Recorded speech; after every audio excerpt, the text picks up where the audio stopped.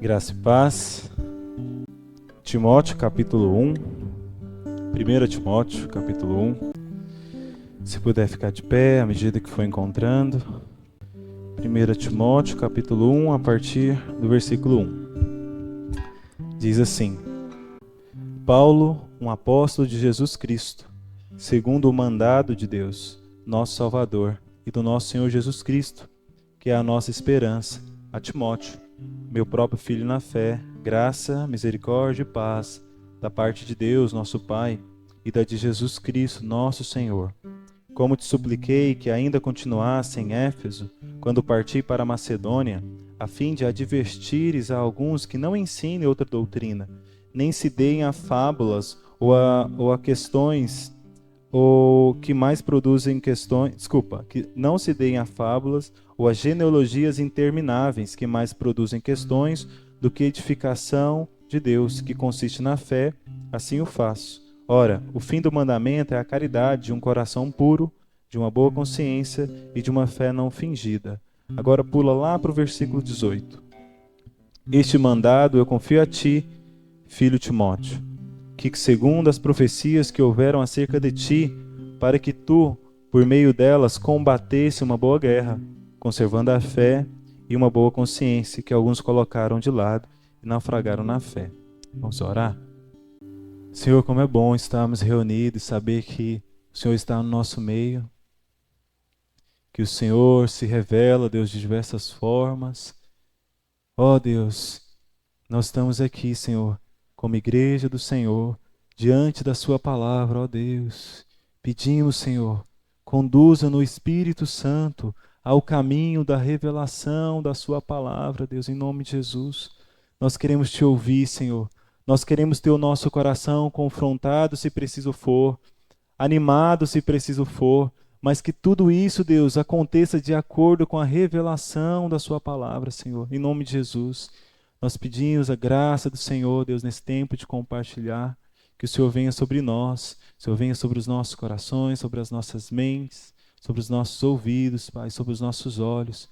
Ajuda-nos a olhar o que o Senhor está olhando, a ouvir o que o Senhor está ouvindo, Senhor, a se doar por aquilo, Deus, que o Senhor está se doando, Pai, em nome de Jesus. Ó Espírito Santo, nos conduza, Senhor, a esse lugar de revelação, a esse lugar, Deus, onde todo instante nossos olhos estão postos em Ti, Senhor. E nós temos prazer nisso, Senhor, em nome de Jesus. Abençoa-nos nesse momento, Deus, com a Tua palavra, Pai, é o que nós te pedimos. Em nome de Jesus. Amém. No último domingo, o pastor Elvis também pregou sobre esse capítulo. E não é por acaso, é porque nós estamos estudando o livro de 1 Timóteo e tem sido um tempo muito abençoador. E na esteira do que ele falou, né, pregou aqui no último domingo, eu gostaria de compartilhar com vocês algumas coisas que Deus tem colocado no meu coração, especificamente sobre o capítulo 1 de Timóteo. Mas antes de a gente se ater a algumas questões aqui do capítulo 1, gostaria que a gente pensasse um pouco no contexto que Paulo disse essas palavras. Porque tendo noção e dimensão do contexto que ele falou, que ele deu essa ordem para o seu filho na fé, para Timóteo, nós conseguimos ter dimensão do quão precioso é isso que ele está ensinando a Timóteo. O que Paulo ensinou para Timóteo serve como fundamento para a gente guardar os nossos corações nesses dias, para a congregação, ser uma congregação forte, que tem os seus pés fincados na palavra, não se distrai. Então, antes de a gente gastar um tempo com esse capítulo 1 de 1 Timóteo, vamos construir esse caminho. Para isso, vamos ler Atos capítulo 13, versículo 1. Atos 13, versículo 1. É impossível falar de Timóteo sem falar do Paulo, do apóstolo Paulo, porque Paulo ele foi muito importante na caminhada, na trajetória de Timóteo. Então nós vamos começar a falar de Timóteo a partir de Paulo. A história de Paulo a gente conhece muito bem. Nós sabemos como ele foi alcançado, nós sabemos que ele foi um dos caras que estava atestando a morte de Estevão. E esse evento da morte de Estevão foi muito importante para a trajetória da igreja, porque a partir daquele momento da morte de Estevão, a igreja ela foi dispersa por livre e espontânea pressão, né? Irrompeu no meio do povo, uma grande perseguição. Atos capítulo 8, versículo 1, fala que os irmãos eles foram dispersos por causa dessa perseguição. O Marcelo compartilhou essa palavra com a gente hoje. Uns foram para a região da Judéia, de Samaria e os confins da terra. Paulo ficou responsável por isso. Ele não sabia até então, né? Mas Deus, de forma graciosa, gloriosa, já tinha separado ele para isso. E aí chega o apóstolo Paulo, ele fica um longo período nesse lugar que nós vamos ler agora. Vamos ler Atos capítulo 13, versículo 1. Diz assim: Ora, havia na igreja que estava em Antioquia alguns profetas e mestres, Barnabé e Simão, chamado Níger, e Lúcio, de Cirene, Manaém, que havia sido criado com Herodes, o tetrarca, e Saulo. Ministrando eles ao Senhor e jejuando, disse o Espírito Santo: Separa para mim Barnabé e Saulo para a obra para a qual os tenho chamado. Então, eles jejuando e orando, impondo as suas mãos sobre eles, os despediram. Depois de passar um longo período nesse lugar, a igreja estava ali, sendo igreja, vivendo, né? Sendo igreja, o Senhor fala de forma gloriosa ao coração da congregação. Fala: olha, tem 2 irmãos aí que eu preciso que vocês orem, abençoem, porque eles têm um chamado, eles têm uma missão. Eu tenho separado eles. E Deus, nesse momento, separa Barnabé e separa o Saulo para essa obra.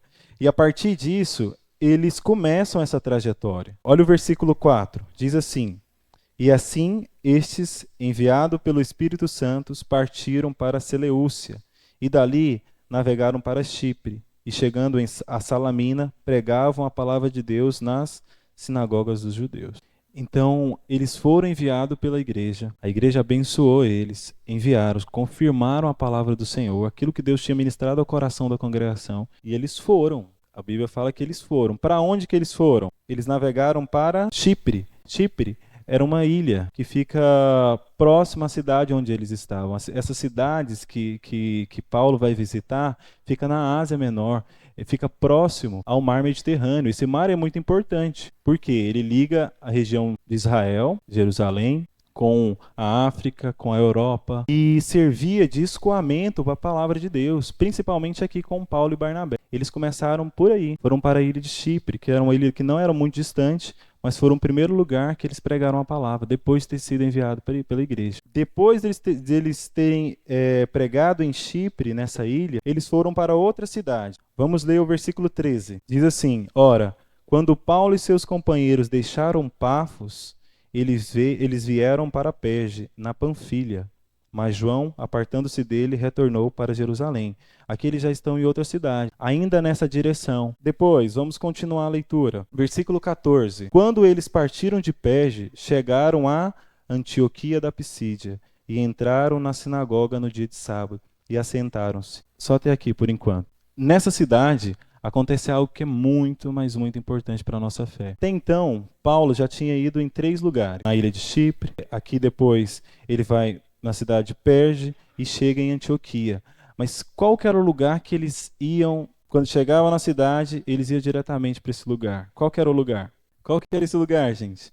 E entraram na sinagoga. Eles sempre iam para esse lugar, porque era o lugar onde os judeus estavam.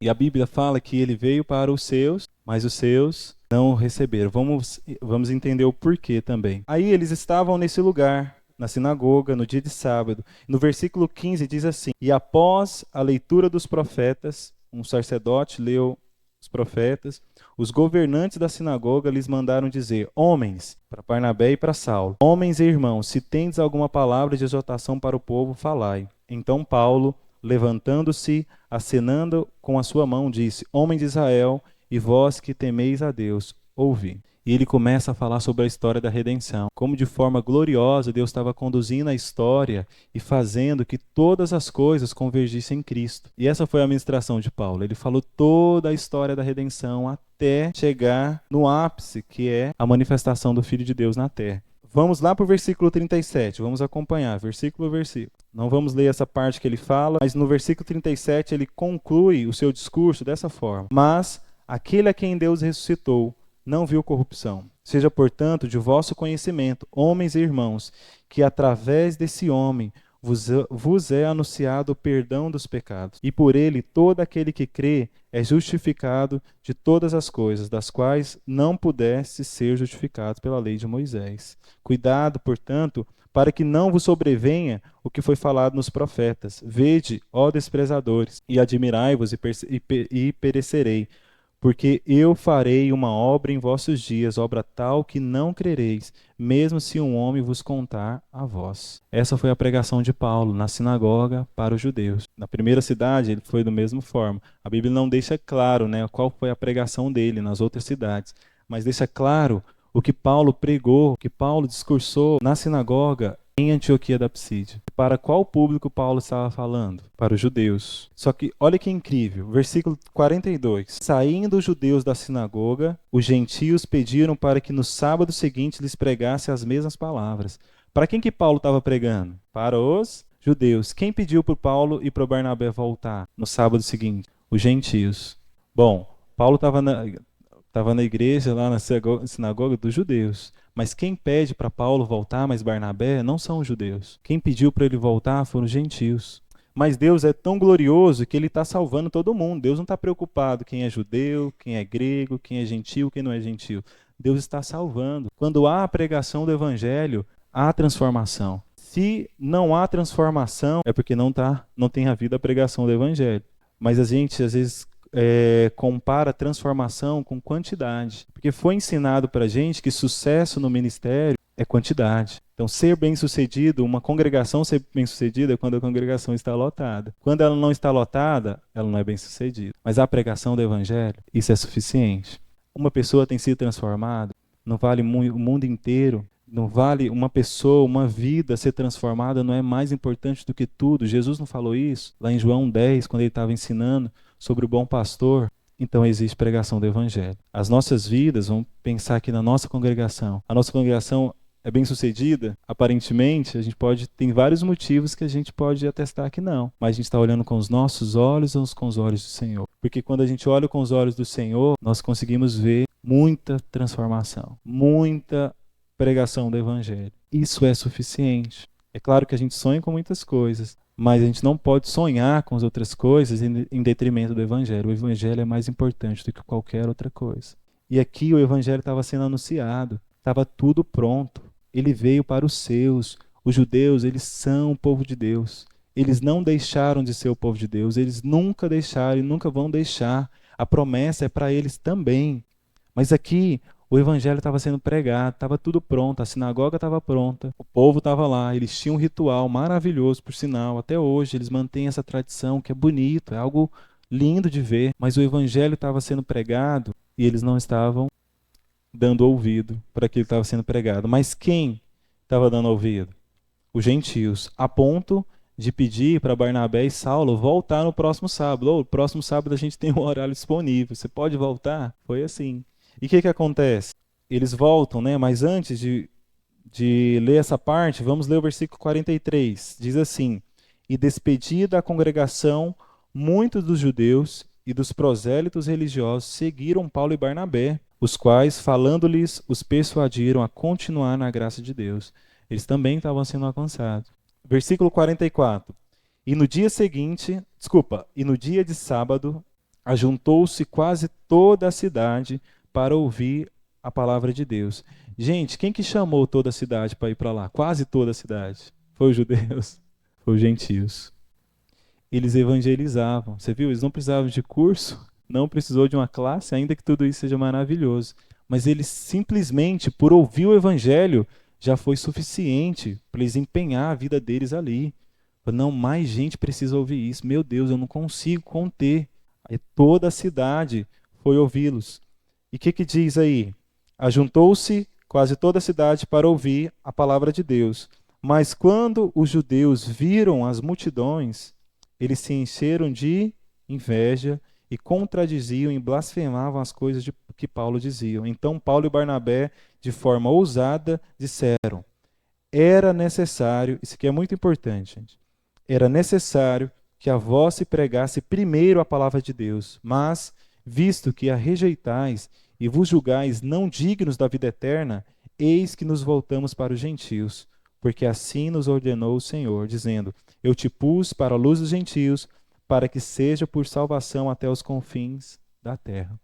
Eu acho muito forte quando a Bíblia fala assim que eles se consideravam indignos de receber a palavra de Deus. Isso é muito forte, porque a pessoa chegou ao ponto de falar: não, esse evangelho aí, ele não é legal, mas você viu o que causou essa inveja no coração deles? Foram as multidões, foi o aparente sucesso. Isso trouxe uma inveja no coração deles, a ponto de eles se considerarem indignos e barrar a pregação do evangelho no coração deles, porque o evangelho é imparável. E aqui há também, de certa forma, um cumprimento da palavra de Deus, de Jesus, para Paulo. Qual que era o ministério de Paulo? Lembra quando Deus alcançou ele lá no caminho para Damasco? Falou: olha, separa para mim. Não, para Antioquia também, né? Paulo e Barnabé para a obra que eu tenho chamado. Qual obra que Paulo ia realizar? Deus tinha chamado ele para os confins da terra. E aqui ele tira o foco dos judeus e coloca o foco nos gentios. Os judeus deixaram de ser alcançados? Não. Eles deixaram de ser o povo de Deus? Não. Mas o foco do ministério de Paulo passa a ser os gentios. Ele continuou indo nas sinagogas, a gente pode ver depois nos outros capítulos que isso continua a acontecer. Mas Paulo começa a alcançar os gentios, que por ora não era o foco principal da pregação. Aí o que diz no versículo 48? Como os gentios receberam essa notícia? Com muita alegria. E os gentios, versículo 48, e os gentios, ouvindo isso, alegraram-se e glorificavam a palavra do Senhor, e crendo todos os que estavam ordenados para a vida eterna. E a palavra do Senhor era divulgada por toda aquela região. Mas os judeus incitaram as mulheres religiosas e honestas e os principais homens da cidade e levantaram uma perseguição contra Paulo e Barnabé. E os expulsaram dos seus termos, mas sacudindo contra eles a poeira de seus pés, partiram para Icônio. E os discípulos estavam cheios de alegria do Espírito Santo. Olha como que os gentios receberam a palavra. Falei, gente, ninguém olhava para a gente. Tem alguém que está olhando. Gente, o que nós somos? Gentios. Depois disso, Paulo vai pregar em várias regiões. Ele vai para a região, nós vamos ler aqui, que ele vai para Derbe, vai para Listra, para a região da Panfilha, em várias regiões. Aí depois, na terceira viagem missionária de Paulo, ele vai para Macedônia, para a Grécia, para a Europa. Aí o evangelho começa a espalhar, alcança aquele continente, depois chega aqui na gente, de forma gloriosa. A palavra ela vai alcançando e não tem barreira para isso. Mas nesse momento a gente vê que a recepção dos gentios foram diferentes. Eles receberam a palavra de Deus com alegria. Os judeus, que é o povo da promessa, o tesouro particular de Deus, eles tiveram essa dificuldade até hoje. Mas existe uma promessa. Amém? E Paulo, ele vai para outra região. Versículo 14. Capítulo 14. E aconteceu que em Icônio, ele já estava em outra região, entraram juntos na sinagoga dos judeus e falaram de tal modo que creu uma multidão de judeus, também de gregos. Mas os judeus incrédulos incitaram os gentios e contaminaram as mentes deles contra os irmãos. E ele continua, mesmo enfrentando grande perseguição, ele continua a pregar. Fechou a porta de uma cidade, ele vai para outra. Eles, né? Barnabé também está nessa história. A gente não lembra muito do Barnabé, mas ele também está nessa história. E depois, eles chegam em outra cidade, versículo 8 do capítulo 14, e estava sentado em Listra certo homem enfermo com seus pés coxos, desde o ventre de sua mãe, o qual nunca tinha andado. Este viu Paulo falar, o qual, fixando seus olhos e percebendo que tinha fé para ser curado, disse em alta voz: Levanta-te direito sobre os teus pés. E ele saltou e andou. E eles continuam a pregar o evangelho de cidades em cidades. Agora, versículo 21. Depois eles pregarem por toda essa região, eles retornam. Eles chegam até uma cidade, até Listra, e depois eles voltam fazendo o mesmo caminho passando por essas cidades e confirmando o evangelho e animando os irmãos a permanecerem no evangelho. E no versículo 21 do capítulo 14 diz assim: E tendo pregado o evangelho naquela cidade e ensinando a muitos, eles retornaram novamente para Listra e para Icônio e para Antioquia, confirmando a alma dos discípulos e exortando-os a continuar na fé, que é necessário que por meio de muitas tribulações nós entrarmos no reino de Deus.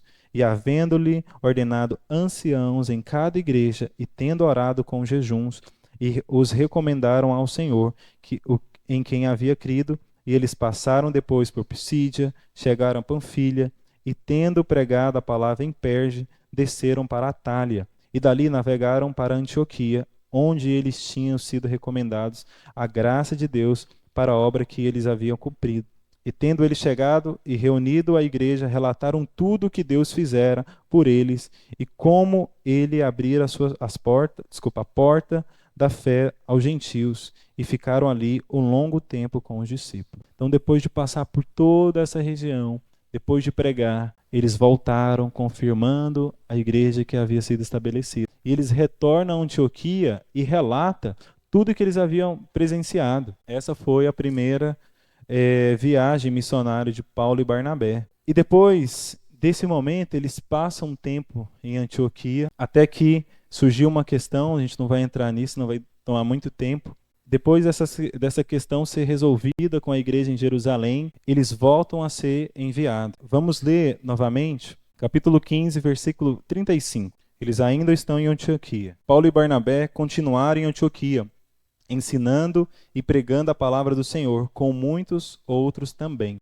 E alguns dias depois, Paulo disse a Barnabé: retornemos para visitar nossos irmãos por todas as cidades que já pregamos a palavra do Senhor, e ver o que eles fazem. E Barnabé decidiu levar com eles a João, cujo nome era Marcos. Mas Paulo não achou bom levar com eles aquele que desde a Panfilha se tinha partido deles, e não os acompanhou naquela obra. E a discussão foi tão forte entre eles que eles se separaram do outro. E assim Barnabé tomou Marcos e navegou para Chipre. E Paulo, escolhendo a Silas, partiu recomendado pelos irmãos à graça de Deus, e ele passou pela Síria e Cilícia, confirmando as igrejas. Depois de surgir essa questão, aparentemente foi algo bem difícil, né? A ponto de trazer literalmente um rompimento, né? Não da relação, mas do trabalho junto. Falou, Barnabé, Paulo não foi bem intransigente, né, o que parece, e Barnabé foi bem sábio. Mas nesse momento, eles escolheram cada um trilhar um caminho. E Barnabé foi para uma região e Paulo foi para outra região. E Paulo ele volta também para essas igrejas que ele já havia estabelecido. Ele volta nessas cidades confirmando o ministério e a igreja que já estava estabelecida. E ele vai para uma cidade chamada Derbe e Listra. São duas cidades, são próximas da outra. E nessa cidade existe um jovem que provavelmente foi alcançado na primeira viagem missionária de Paulo. A gente não consegue afirmar com certeza, mas é provável que sim. Tudo indica que Timóteo foi alcançado na primeira viagem missionária de Paulo, quando ele passou por todas aquelas regiões e ele chegou em Listra, na cidade de Timóteo. E lá Timóteo ouviu a pregação do evangelho através de Paulo, e ele se converteu. E depois Paulo volta e a congregação dá um testemunho a respeito de Timóteo. O que fala no capítulo 16, versículo 1? Diz assim: E ele chegou a Derbe e Listra, e eis que estava ali um certo discípulo por nome Timóteo, filho de uma certa mulher que era judia e convertida, mas seu pai era grego, que tinha um bom testemunho dos irmãos que estavam em Listra e em Icônio. E Paulo quis que este fosse com ele, e tomando o circuncidou por causa dos judeus que estavam naqueles lugares, porque todos sabiam que seu pai era grego. E quando ele ia passando pelas cidades, entregava-lhes os decretos ordenados pelos apóstolos e os anciãos de Jerusalém para que observasse, assim as igrejas eram estabelecidas na fé e cresciam em número diariamente. Então Paulo volta para essa cidade, encontra o Timóteo lá. Olha, tem um menino ali que ele parece que o menino é crente, né? Aí Paulo chama esse menino para perto. Fala, vamos caminhar junto. E a partir daí, eles vivem bastante coisa juntos.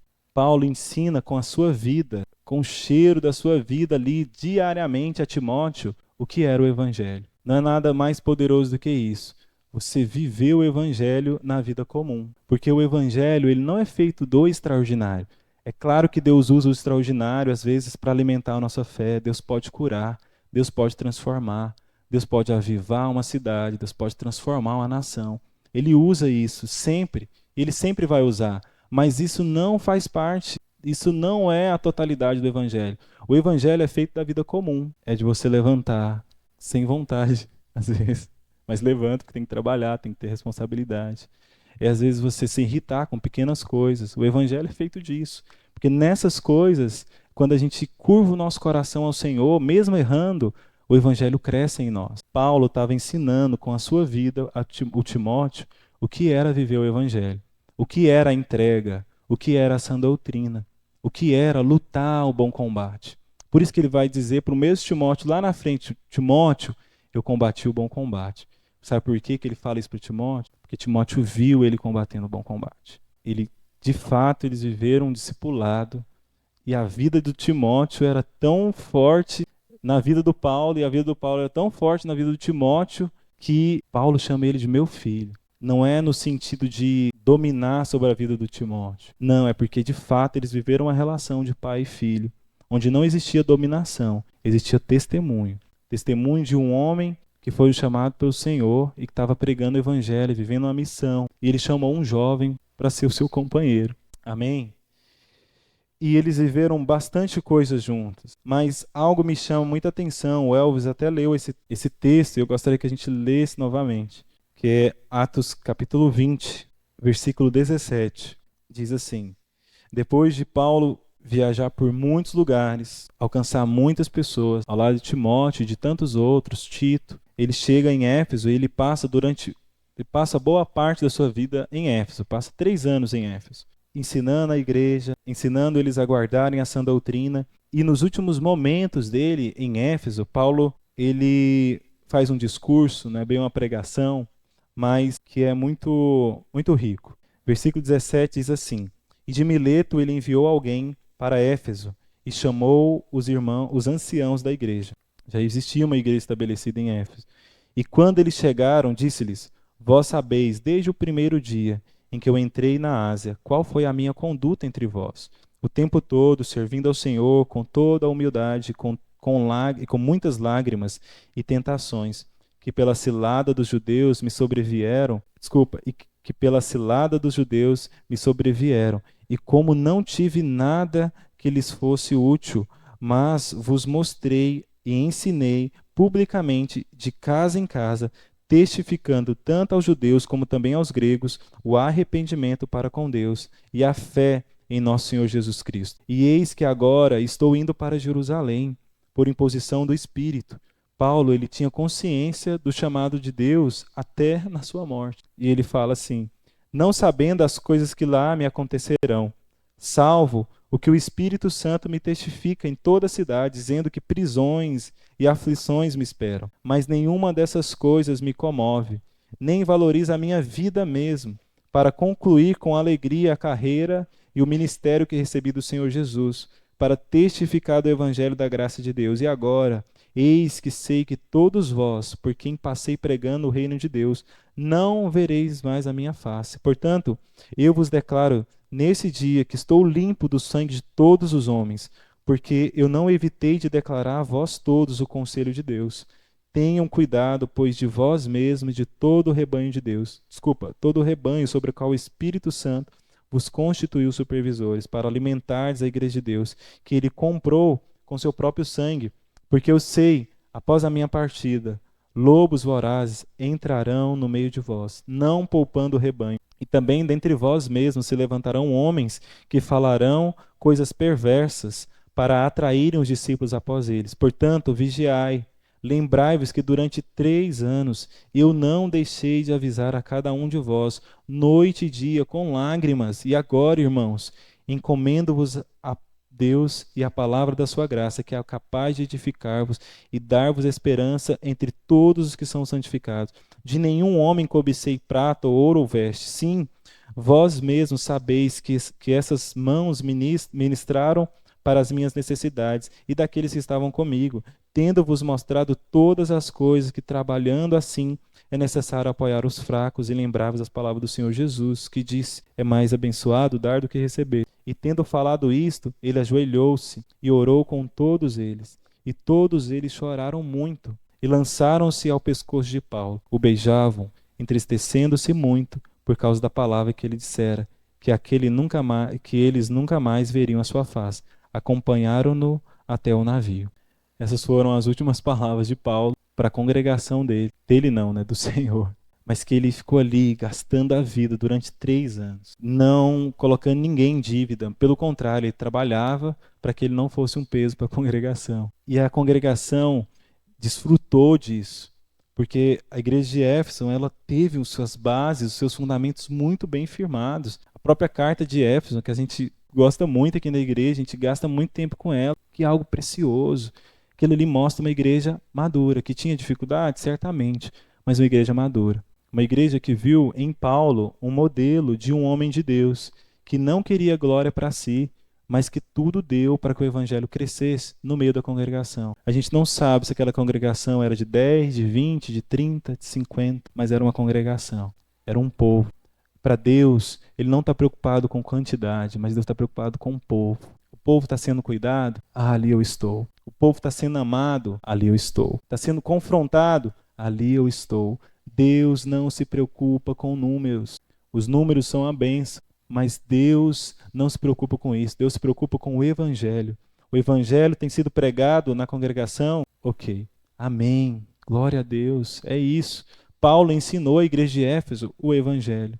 Por que que a igreja sangra quando Paulo está indo embora? Porque era algo muito verdadeiro que eles viviam. Por que que a gente se entristece, como Kennedy mudou para outro estado? Porque é algo vivo para a gente ama o evangelho, a gente vê os sinais do evangelho de forma gloriosa. Então isso, a congregação, ela estava sofrendo aqui porque Paulo, de fato, estava ensinando a verdade para aquela congregação. E eles amavam uns aos outros. Era algo notório, a ponto de a despedida de Paulo ser dessa forma, nada romântica, mas muito gloriosa. Amém? Vamos voltar lá para Timóteo. 1 Timóteo capítulo 1. Depois de ver tudo isso, depois de Timóteo ver Paulo pregando dessa forma, no seu último sermão, se é que podemos chamar assim, para a igreja de Éfeso, a gente não sabe precisar de forma exata em qual momento Paulo disse isso para ele, mas foi nesse contexto de saída, de ir para uma outra cidade, para Jerusalém, sabendo que lá prisões e aflições me esperam. Ninguém tinha falado isso para Paulo. Tem a profecia de Ágabo, mas a profecia que Ágabo dá para Paulo é depois disso, depois de Paulo ter falado para a igreja em Éfeso. E Paulo, ele tinha essa consciência porque o próprio Espírito havia revelado para ele que ele estava indo para Jerusalém para ser preso e ali ele iria de fato morrer. E nesse contexto, Paulo ensina Timóteo. Vamos ler o versículo 3 agora, a partir desse panorama. Diz assim, capítulo 1, versículo 3. Como te supliquei que ainda continuasse em Éfeso, quando parti para Macedônia, a fim de advertires que alguns que não ensinem outra doutrina, nem se deem a fábulas ou a genealogias intermináveis, que mais produzem questões do que edificação para Deus, que consiste na fé, assim o faz. Paulo havia falado isso para Timóteo lá naquele último sermão. Lembra quando ele falou, olha, eu sei que depois da minha partida vão surgir lobos vorazes no meio de vós. E o que me deixa mais triste lendo aquilo é quando ele fala assim, ó, se levantarão homens que falarão coisas perversas para atrair os discípulos após ele. Vou ler novamente. E também dentre vós mesmos, no meio da congregação, vai se levantar homens que falarão coisas perversas para atrair os discípulos após ele. Timóteo tinha essa missão de pastorear essa igreja, ainda jovem. Uma igreja que foi pastoreada por Paulo durante 3 anos. Uma igreja, provavelmente de anciãos, de pessoas mais velhas. Timóteo era um jovem. E Paulo fala para ele, fala, Timóteo, eu te advirto, que alguns, a fim de advertires a alguns que não ensinem outra doutrina, nem se deem a fábulas ou genealogias intermináveis. Paulo está falando para Timóteo, Timóteo, não deixe que no meio da igreja de Éfeso, dessa congregação, não deixe que ensine outro evangelho que não seja o evangelho do Senhor. Não deixe que ensine outra doutrina que não seja a sã doutrina. Agora, imagina Timóteo recebendo isso. Se coloque no lugar de Timóteo, porque o jovem, ele quer mostrar serviço. Já viu um jovem que assume uma responsabilidade e reproduz tudo igual ao que que estava sendo feito? Difícil, porque geralmente o jovem, ele por natureza é revolucionário. Ele pensa que vai mudar o mundo, até começar a pagar os boletos. Aí a crista baixa, né? O jovem quer mudar o mundo. Davi Lago, ele fala assim que o jovem quer mudar o mundo, mas não escova os dentes, não arruma a cama, ainda quer mudar o mundo. O jovem, ele tem esse ímpeto de querer transformar as coisas, de querer mudar. Não, eu não quero mais isso aqui não, eu quero parede preta. Aí pinta de parede preta. Ah, eu não quero mais esse tipo de música não, eu quero essa música aqui. Ah, eu não quero mais isso não, a gente quer mudar. Porque não, parece que o antigo parece que não serve para o jovem. E quando ele se depara com o antigo, é muito confrontador. É por isso que a gente tem poucos jovens na igreja. Especialmente na nossa. Não é exclusividade nossa. Mas você vê que o jovem, ele é nichado. Ele está naquela igreja do momento, que fala aquela linguagem. É importante? Demais, mas é só isso? Não. Quando começar a pagar o boleto, aí a realidade vem e é forte. Se as bases não estiver firmadas no evangelho, provavelmente não permanece na fé. É por isso que o evangelho tem que ser pregado, independente do meio. O meio é extremamente importante, mas o meio sem evangelho é só meio. Música sem evangelho é só música. Pregação sem evangelho é só pregação, só discurso. O mais importante é o evangelho. E Paulo estava ensinando para Timóteo aqui, fala, Timóteo, eu sei que vai ser difícil pastorear essa igreja. Eu sei que vai surgir lobos, pessoas que vão tentar perverter o sino. Mas, Timóteo, preserve o seu coração na sã doutrina. Porque no final, a obra que era para ser feita era no coração do Timóteo. A congregação ia ser abençoada, e foi, pelo aquilo que Deus fez no coração do Timóteo. Mas a obra principal era feita no coração dele. E Paulo estava ensinando para Timóteo, Timóteo, preserve o evangelho no seu coração, na sã doutrina. Porque senão Timóteo, na primeira reunião, ele ia falar, oh, fulano, levanta aí. Ô ciclano, levanta aí. Vocês querem ensinar outra coisa que não é o evangelho? Tchau. Esse é o jovem. Mas Paulo estava ensinando para Timóteo que esse não é o caminho. Como que Paulo ensinou isso para Timóteo? Com a sua vida. Eles passaram muitos anos juntos. Timóteo viu o último discurso de Paulo. Então, para Timóteo, era impossível não permanecer no evangelho. Agora vamos lá para o versículo 18. Este mandato eu confio a ti, filho Timóteo, que segundo as profecias que houveram acerca de ti, para que tu, por meio delas, combatesse uma boa guerra, conservando a fé, a boa consciência que alguns colocaram de lado e naufragaram na fé. Como que Timóteo ia preservar a sã doutrina no seu coração? Aqui Paulo está ensinando para Timóteo o que ele deveria fazer. Qual que é a primeira coisa que ele fala? Combata uma boa guerra. Paulo está adjetivando a guerra aqui. Se ele está falando que tem uma boa guerra, é porque tem uma guerra que não é boa. E a nossa tendência é querer lutar a guerra que não é boa. Qual é a guerra que não é boa? Não se deem a fábulas, assuntos que não produzem vida. Um grande exemplo disso são as redes sociais. As redes sociais são abastecidas com discórdia. Por quê? Porque isso dá like, visualização. Alguém está ganhando com isso. E a nossa tendência, a tendência do ser humano é supervalorizar uma guerra que não é boa. É querer dar ouvidos a assuntos que não produzem vida. Mas Paulo está falando para Timóteo, Timóteo, combata uma boa guerra.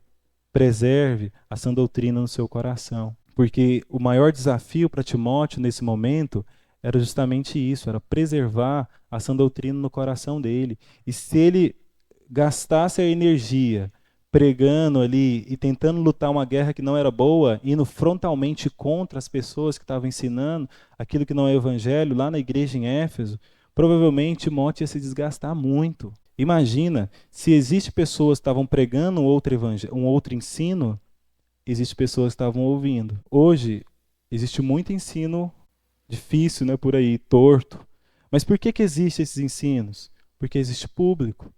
Existem pessoas que são ávidas para ouvir isso, infelizmente. E a nossa tendência é correr atrás disso, é lutar uma guerra que não é boa. Mas a guerra que é boa é preservar a sã doutrina no coração. Mas como que eu vou lutar uma guerra boa se eu não sei qual que é a guerra boa? A guerra boa é a sã doutrina, é a palavra. Quando nós escolhemos permanecer com a palavra, o Senhor vence em nós. E, consequentemente, essas coisas perdem o interesse. Por que a igreja evangélica no Brasil se gasta muita energia com política? É uma guerra que não é boa. Existe algum problema isso? Não. Mas é tudo. A política é tudo para a gente. A ponto de roubar o nosso coração da sã doutrina. Se isso está acontecendo, é porque nós, como igreja, deixamos de lado a boa guerra para lutar a guerra que não é boa. E, consequentemente, há muito desgaste, há muito erro por parte da igreja, por não escolher lutar a guerra boa, por não preservar pela sã doutrina. O evangelho é suficiente, sobre qualquer aspecto, sobre qualquer assunto. E depois Paulo fala no versículo 19, o que ele fala para Timóteo? Conservar a fé. Como que a gente conserva a fé? Vamos pensar de forma bem prática. Como que nós conservamos a fé? Conhecendo a palavra, guardando a palavra. É claro que existe outras implicações aqui, mas eu gostaria que a gente focasse nessa de guardar a palavra. Sabe, a palavra é suficiente. A Bíblia, sabe, gastar tempo ali, aprender, ouvir. Nós, como igreja, nós perdemos o hábito de ler a Bíblia. Gente, isso deveria nos assustar de tal forma, claro que não a ponto de trazer sobre nós condenação, não é isso, não é religiosidade, mas existe um caminho, e o caminho não é a minha opinião, o caminho é a palavra de Deus. A minha opinião, ela precisa perder espaço para a palavra. Se a minha opinião, se a palavra não perde espaço para a minha opinião, eu não estou conservando a fé. Isso é muito tentador para a gente viver uma vida alheia às escrituras. Não, beleza. Domingo eu vou lá, alguém vai lá, vai preparar, vai pregar.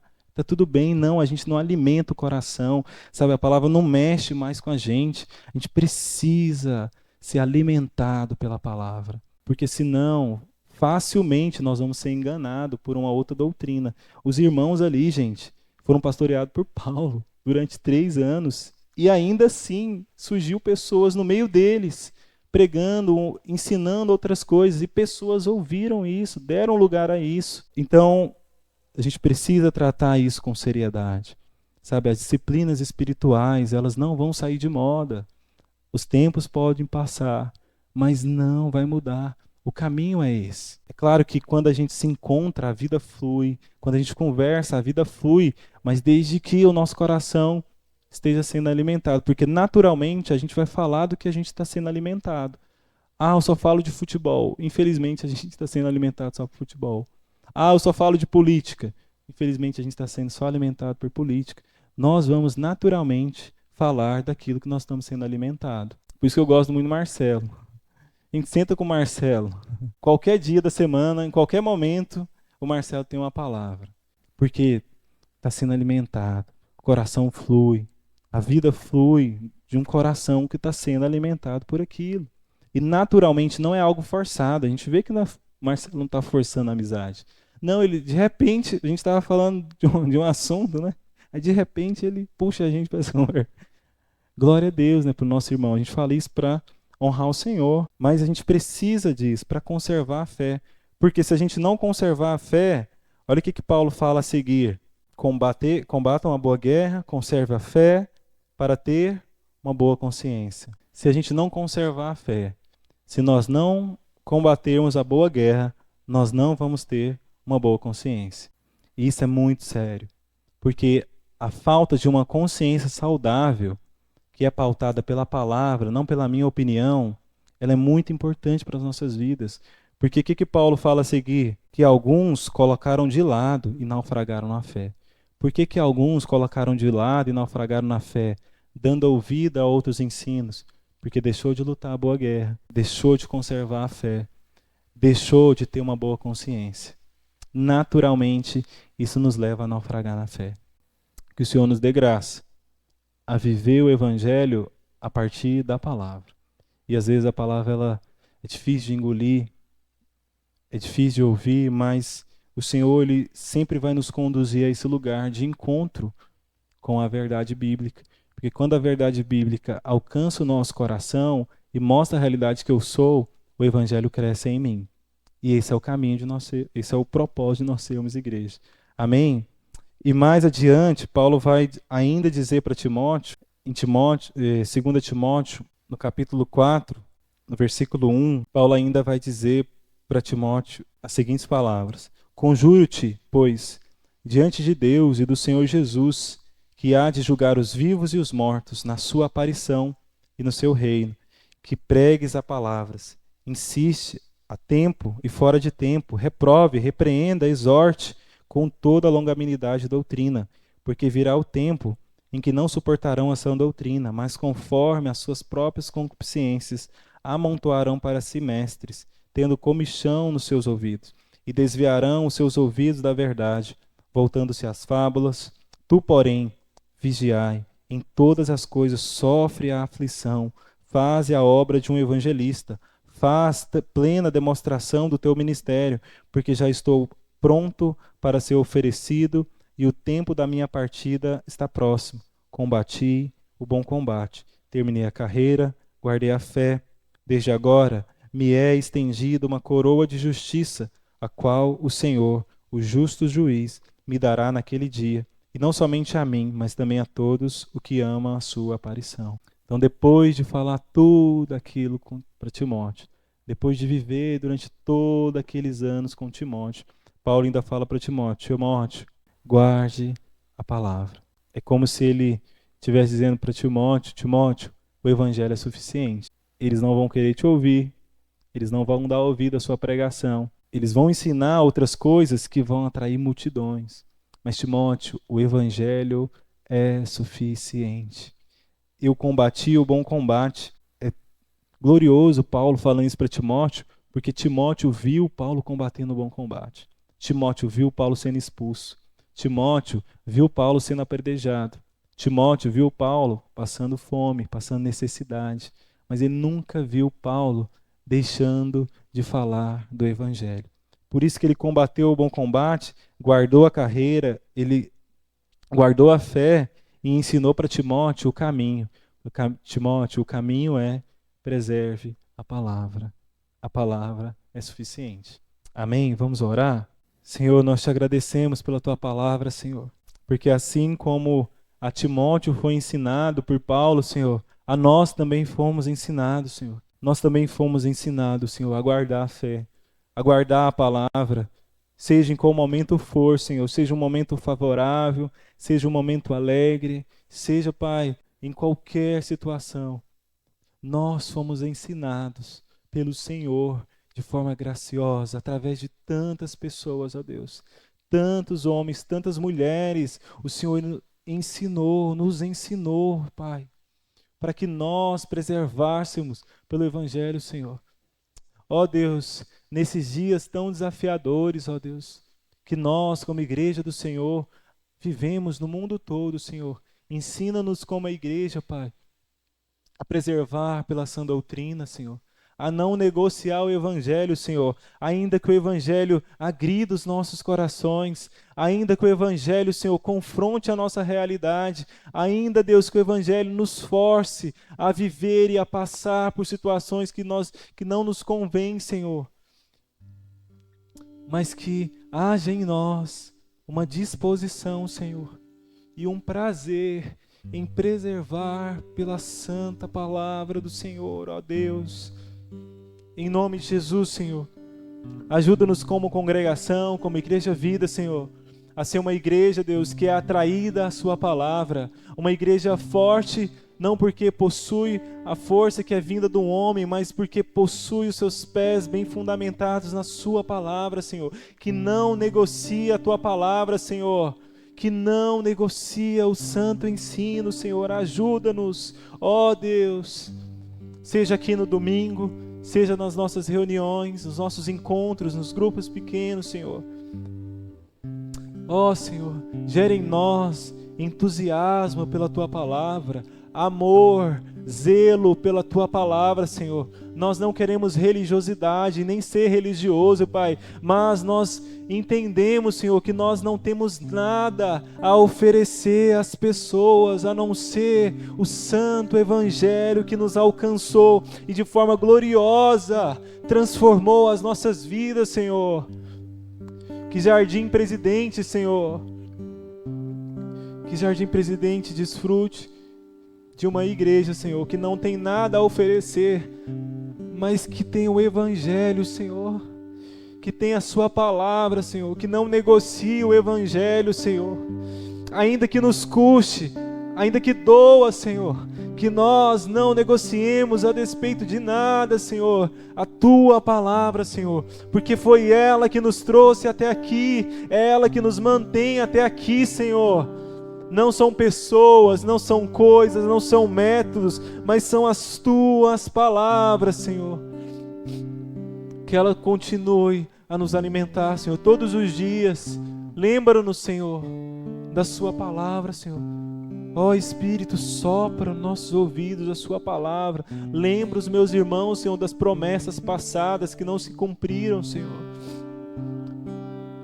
Reaviva em nós, Senhor, o amor pela tua palavra, Senhor, o zelo, em nome de Jesus, para que as nossas vidas continuem a ser marcadas pela tua palavra, para que as pessoas à nossa volta, Senhor, desfrute não das nossas opiniões, mas de um ensino que nos leva aos pés de Jesus, que nos leva ao Senhor das nossas almas, e no Senhor, Deus, a transformação, no Senhor a salvação, em nome de Jesus, Senhor, em nome de Jesus. Ajuda-nos, Senhor, a preservar essa fé, em nome de Jesus, Pai, em todo o tempo, em todos os encontros, em todas as reuniões, em toda pregação, em toda ministração. Nos conduz, Senhor, em nome de Jesus.